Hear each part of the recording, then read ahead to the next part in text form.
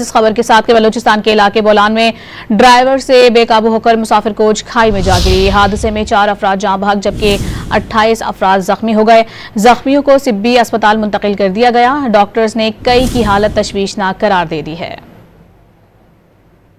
आपको बता रहे हैं यह अफसोसनाक वाकया पेश आया है बलूचिस्तान का इलाके बोलान में, जहां पर ड्राइवर से मुसाफिर कोच बेकाबू हुई और खाई में जा गिरी। हादसे के नतीजे में 4 अफराद जाँ भाग हुए हैं जबकि ये बताया जा रहा है कि 28 अफराद जख्मी हैं। जख्मियों को सिब्बी अस्पताल मुंतकिल कर दिया गया है, जिनमें से कई की हालत तशवीशनाक करार दी गई है।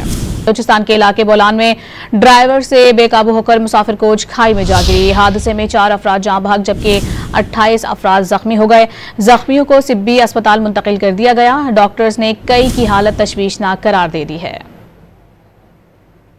आपको बता रहे हैं यह अफसोसनाक वाकया पेश आया है बलूचिस्तान का इलाके बोलान में, जहां पर ड्राइवर से मुसाफिर कोच बेकाबू हुई और खाई में जा गिरी। हादसे के नतीजे में 4 अफराद जाँ भाग हुए हैं जबकि ये बताया जा रहा है कि 28 अफराद जख्मी हैं। जख्मियों को सिब्बी अस्पताल मुंतकिल कर दिया गया है, जिनमें से कई की हालत तशवीशनाक करार दी गई है।